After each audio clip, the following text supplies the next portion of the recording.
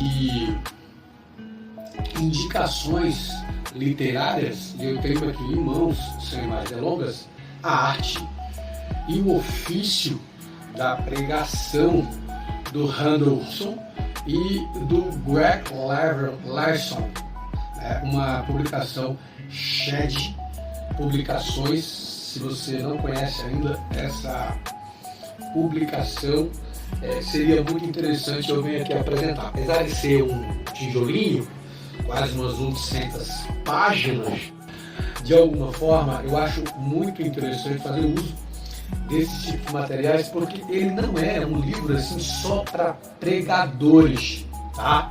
Então eu queria só deixar claro para vocês que eu achei muito interessante desde que eu adquiri esse material, porque ele é um compêndio assim para uso também de forma pessoal. E ele diz aqui nas suas apresentações, ou sumariando, né, o seu prefácio e agradecimentos, que tem aí como uma instrução de ler o livro apenas 2 páginas.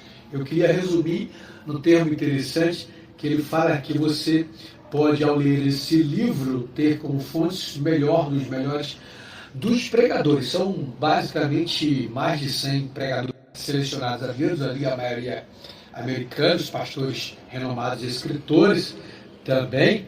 E ele fala que você pode utilizar, focalizando propositalmente, que foi o que eu achei grifando aqui a interessantes, um foco como princípio importante para ler capítulos e temas por semanas ou até mesmo meses, claro. É muita coisa para ler. E aí ele fala que você vai chegar a uma certa altura, com muito tempo para ler esse livro, porque ele indica ser um livro de pesquisa consultória e pessoal ao pregador e ao leitor, né? E nessa certa altura você vai tornar esse material como uma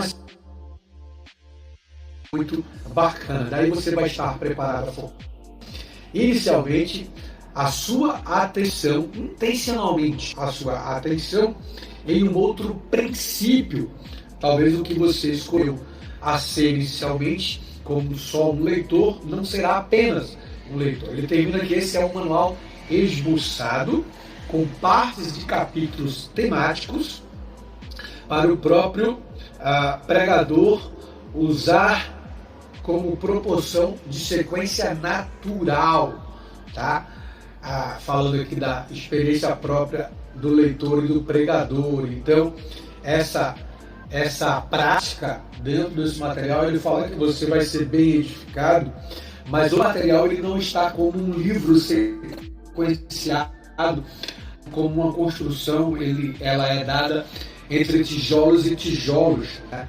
Porque os temas são aleatórios separadamente. Então, você pode começar a ler a qualquer lugar e desejar saltar tanto para frente como para trás, tá bom? Porque a vontade dessa busca vai te levar a interesses especiais. Caramba, eu acho muito show de bola quando a gente tem materiais como esse a nível de pesquisa, e você que não é um pastor ou um apresentador religioso, cristão, motivacional, apenas como leitor pode fazer uso para poder simplesmente você esboçar os temas que você quer crescer mais e mais na sua vida. Existem vários pastores selecionados a dedos, tá? São enormes pastores selecionados a dedos. Eu citei aqui pelo menos alguns a mim mesmo, né?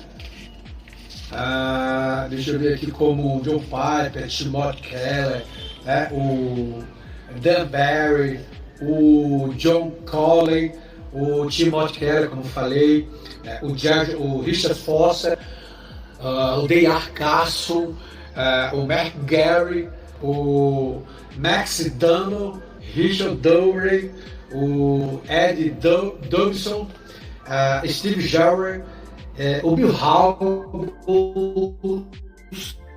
né? Outros mais, são mais de 100.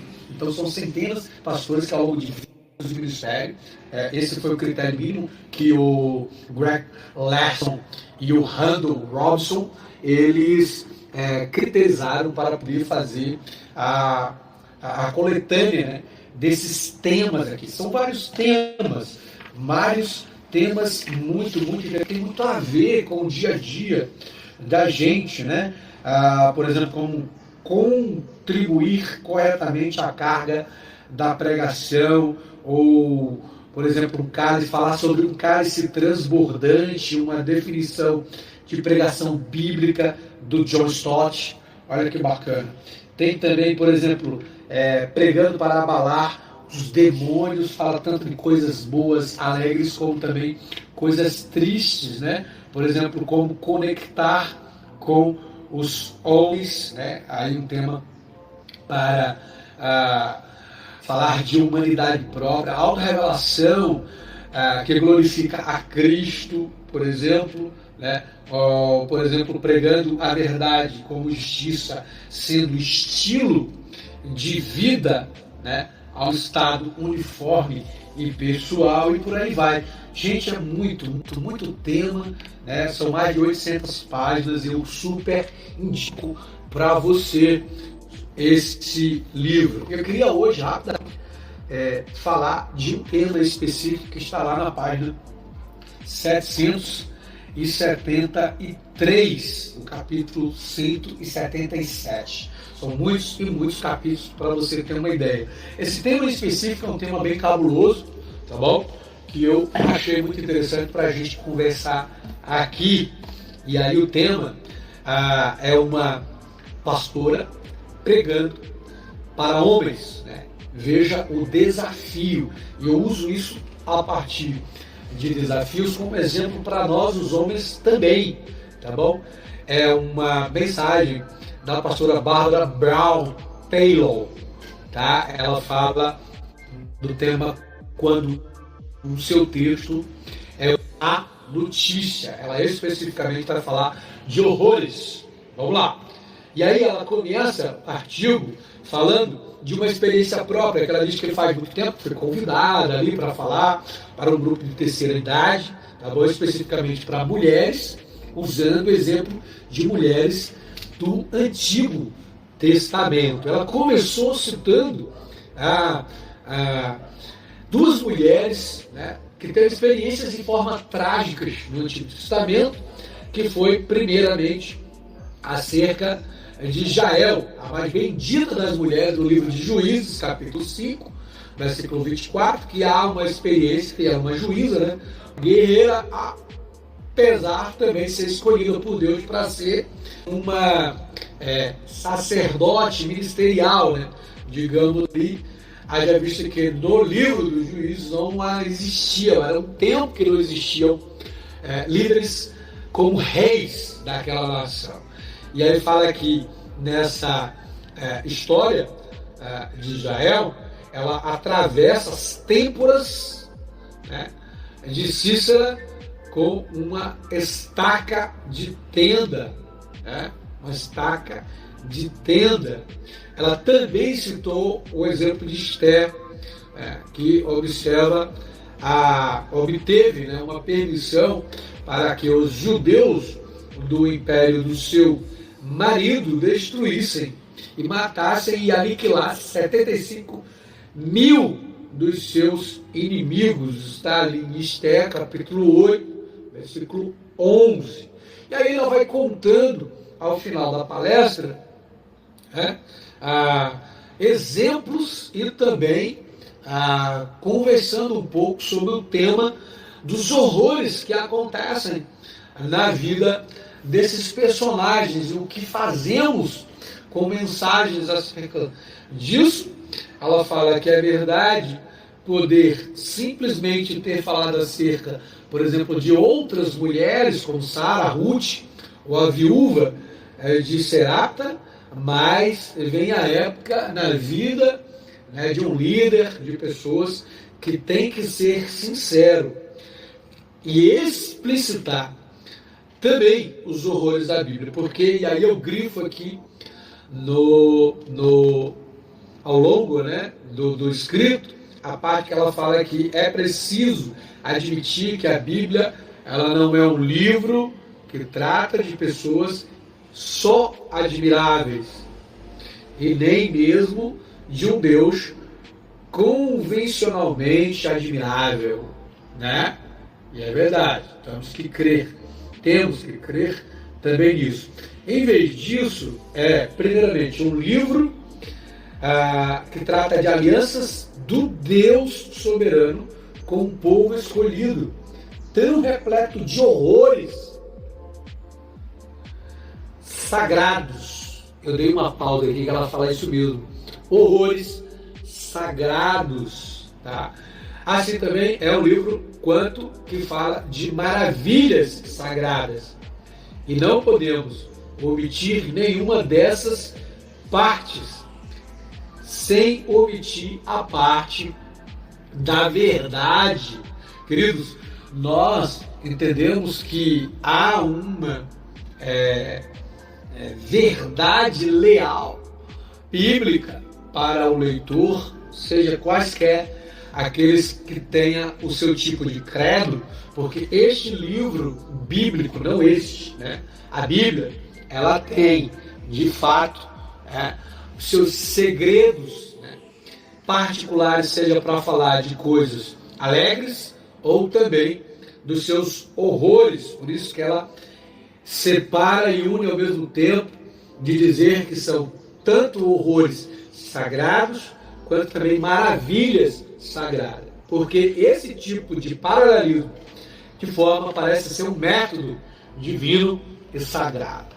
Você parou para pensar que você mesmo já passou por algumas situações de se sentir perseguido ou que a nossa humanidade deste tempo vive em um horror de perseguição própria, até aqui separado por mim e também dado como exemplo para os tempos dos homens e mulheres de hoje, um termo chamado o stalking.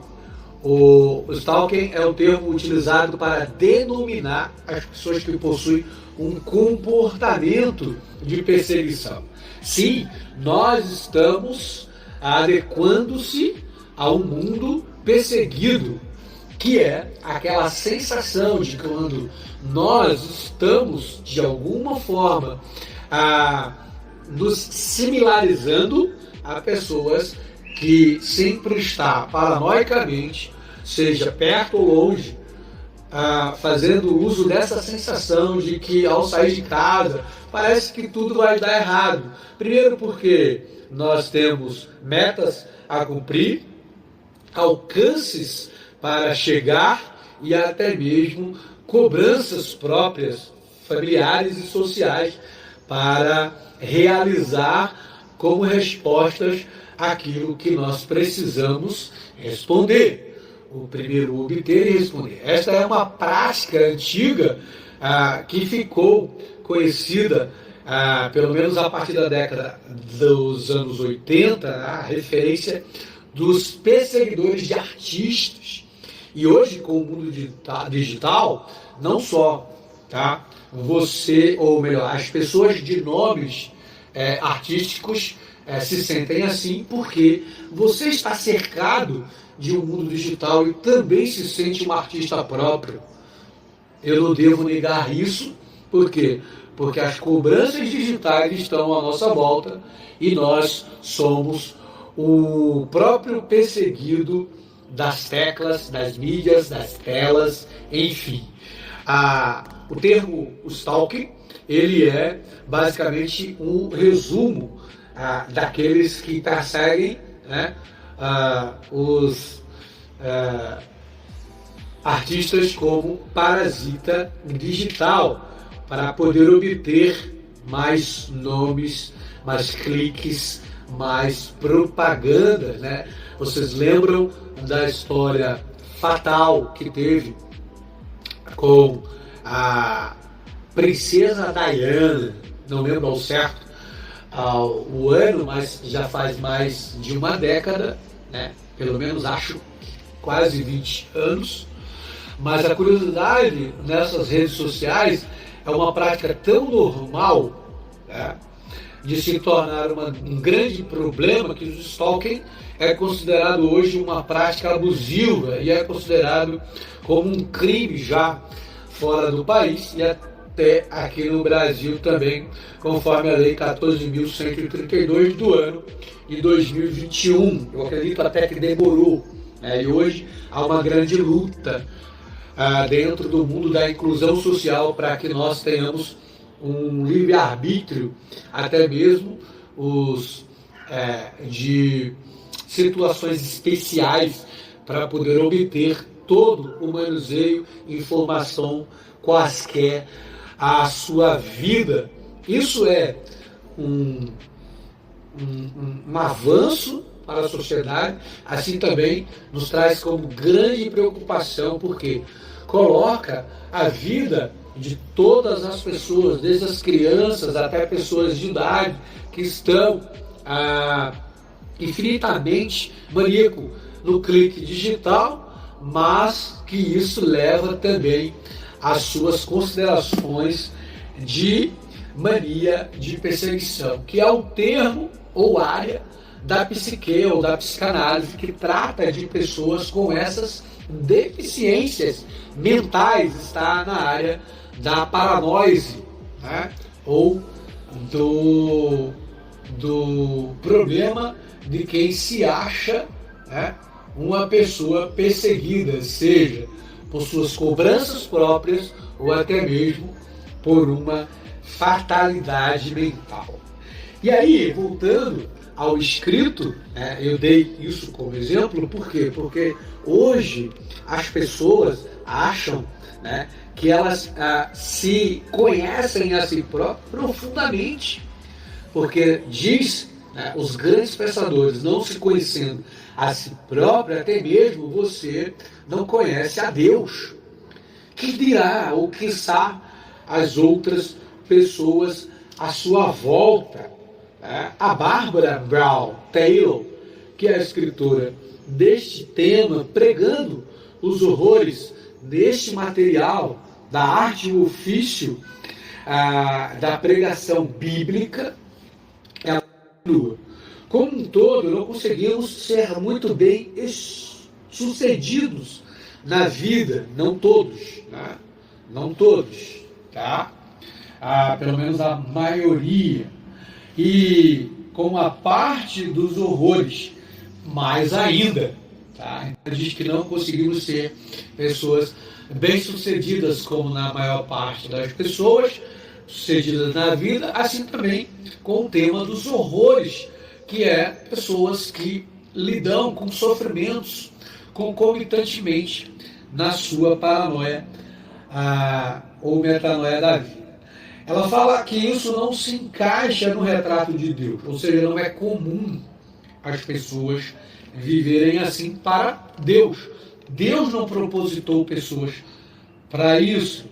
E aí ela diz que ela quer divulgar o material para contrariar, ou seja, o objetivo para contrariar, né, as boas novas, tá, que nós pregamos e proclamamos.